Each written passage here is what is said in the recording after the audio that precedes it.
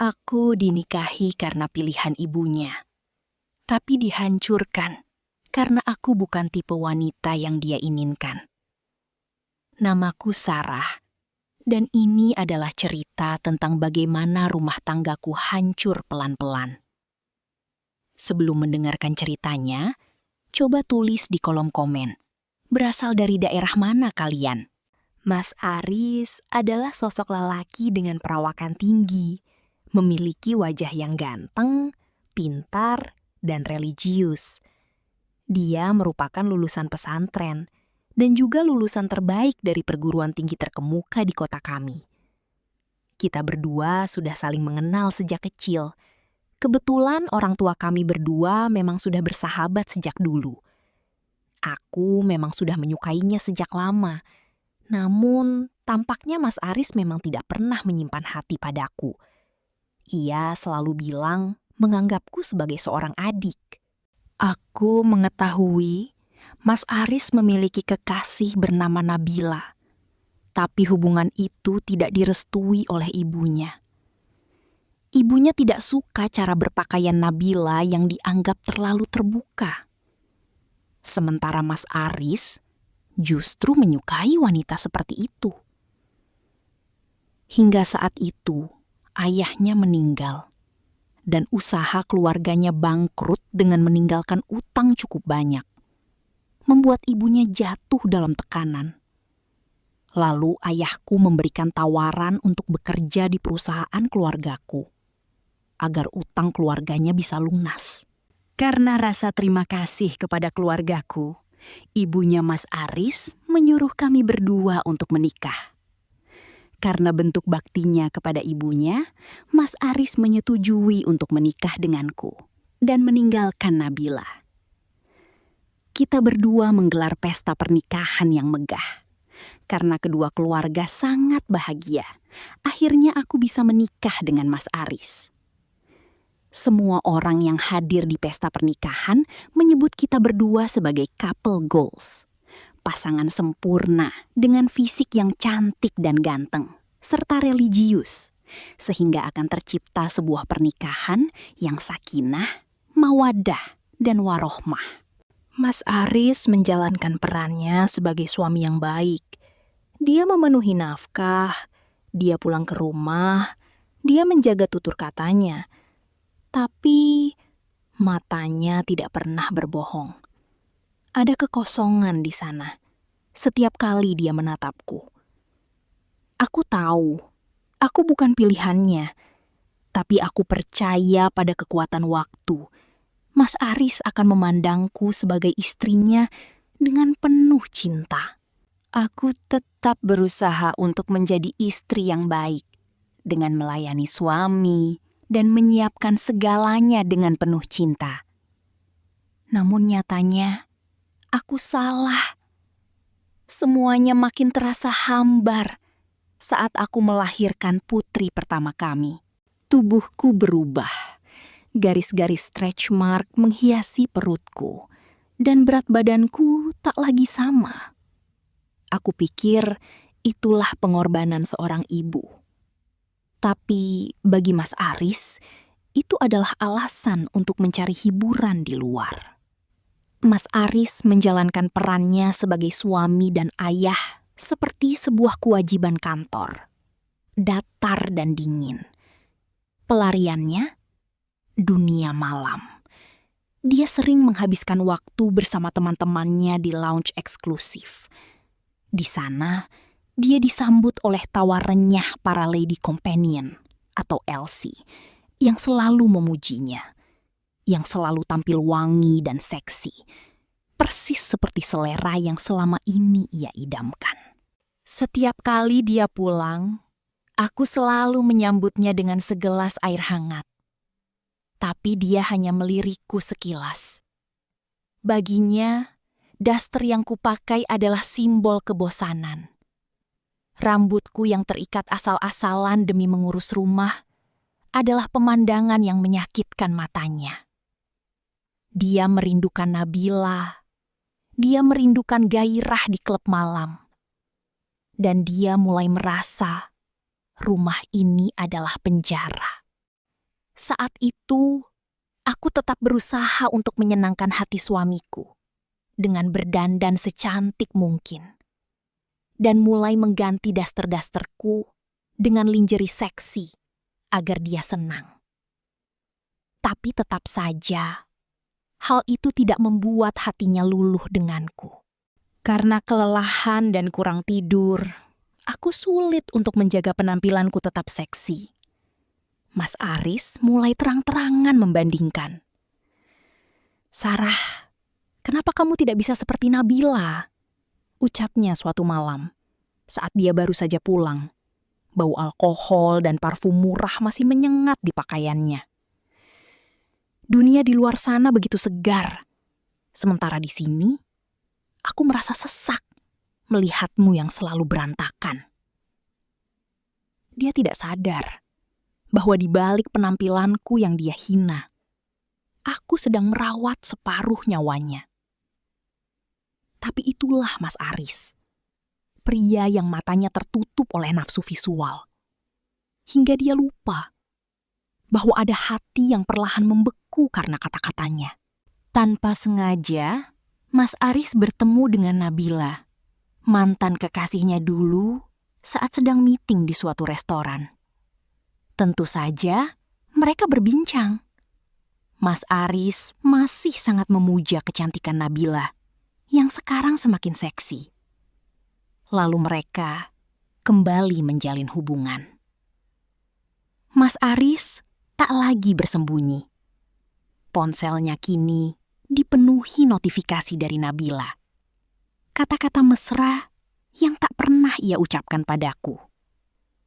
Dia mulai sering membatalkan janji makan malam hanya untuk menemani Nabila ke butik mewah. Baginya, memamerkan Nabila di depan teman-temannya adalah sebuah kebanggaan, sedangkan mengajakku keluar adalah sebuah beban. Puncaknya terjadi di hari ulang tahun pernikahan kami yang ketiga. Aku berdandan sebaik mungkin, mencoba menutupi bekas luka di perutku dengan korset yang sesak, hanya agar dia mau melirikku sekali saja. Aku memasak makanan kesukaannya, menunggunya hingga lilin di meja makan hampir habis terbakar. Dia pulang pukul 2 pagi, bukan dengan bunga, tapi dengan aroma parfum wanita yang sangat kukenal. "Mas, aku sudah menunggumu dari tadi," bisikku lirih. Dia hanya tertawa sinis sambil melepas dasinya. "Sarah, sadarlah. Kamu itu seperti nasi yang sudah basi, mengenyangkan, tapi tidak menarik untuk dinikmati. Lihat Nabila, dia itu seperti champagne, berkelas dan selalu menggoda. Jangan harap aku bisa berpaling padamu jika penampilanmu saja membuatku mual." Malam itu, aku tidak menangis meraung-raung. Air mataku sudah kering.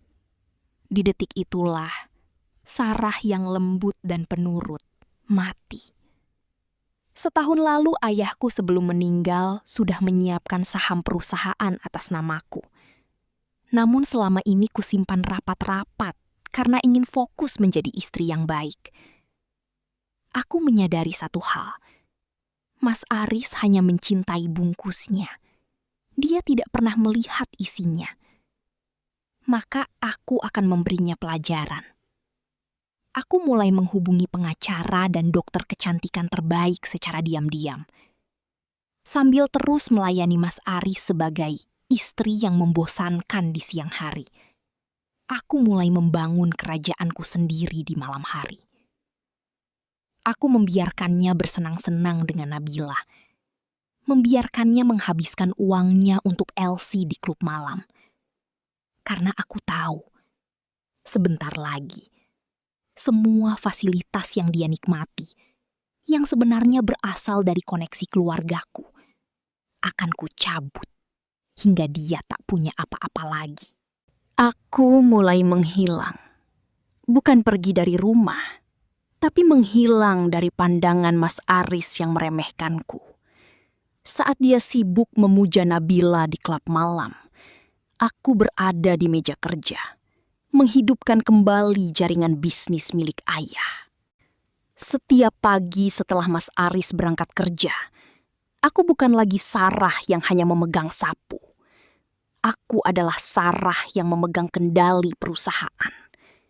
Aku melakukan perawatan intensif, bukan untuk memikatnya kembali, tapi untuk menghargai diriku yang selama ini dizolimi. Lemak pasca melahirkan yang dia hina, perlahan berganti menjadi otot yang kencang. Wajah kusam yang dia sebut nasi basi, kini bersinar dengan aura otoritas yang tak pernah ia lihat sebelumnya. Mas Aris terlalu mabuk oleh dunia malamnya, hingga dia tidak sadar daster-daster longgarku sudah berganti dengan setelan blazer sutra di balik lemari.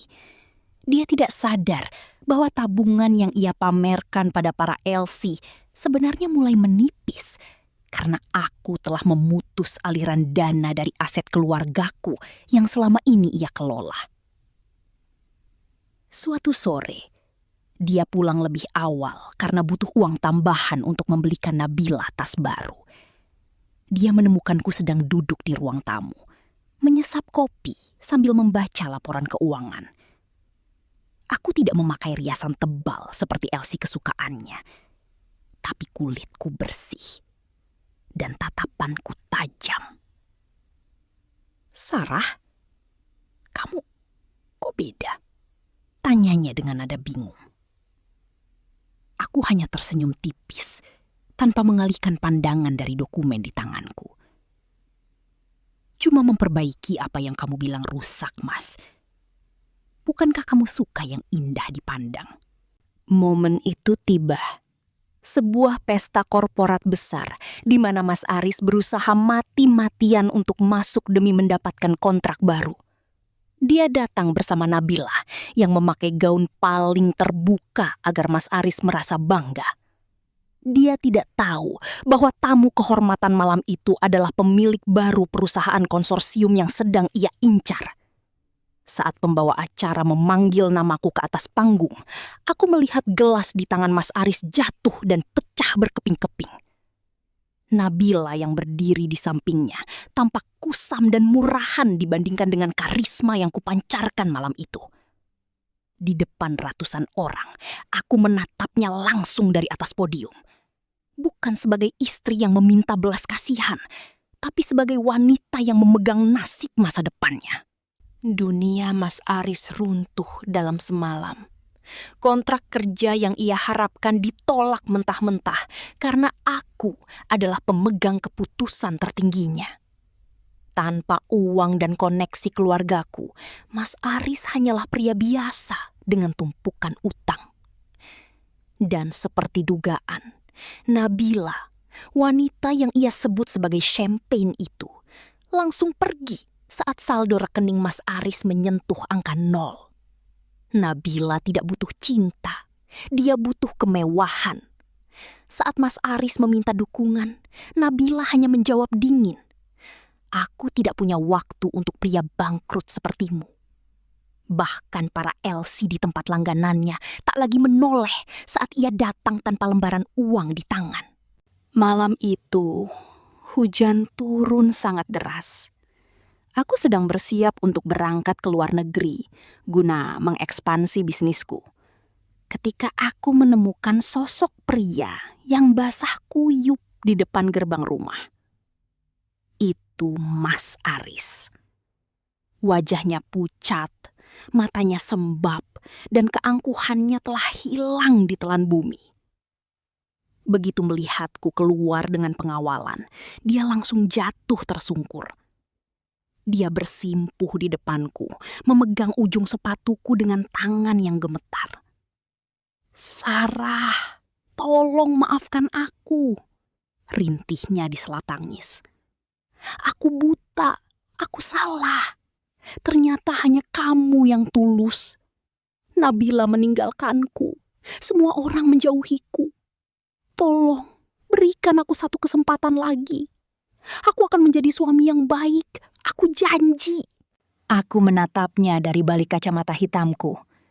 Tidak ada lagi rasa benci. Yang tersisa hanyalah rasa hambar. Aku teringat malam saat dia menghinaku sebagai nasi basi. Aku teringat saat dia lebih memilih aroma parfum Elsie daripada wangi bayi kami. Aku menarik kakiku pelan dari genggamannya. Mas Aris, kataku tenang, suaraku nyaris tak terdengar di antara rintik hujan. Dulu aku mencintaimu dengan seluruh nyawaku, tapi kamu memilih untuk mematikan rasa itu. Sekarang, aku bukan lagi Sarah yang bisa kamu beli dengan janji manis. Kamu bilang aku tidak menarik? Baiklah, sekarang silahkan cari keindahan itu di tempat lain. Karena di hidupku, kamu sudah tidak punya tempat lagi. Aku masuk ke dalam mobil, menutup pintu, dan tidak sekalipun menoleh ke belakang. Mas Aris masih di sana, menangis bersimpuh di atas aspal dingin, menyadari bahwa dia baru saja membuang permata demi segenggam kaca.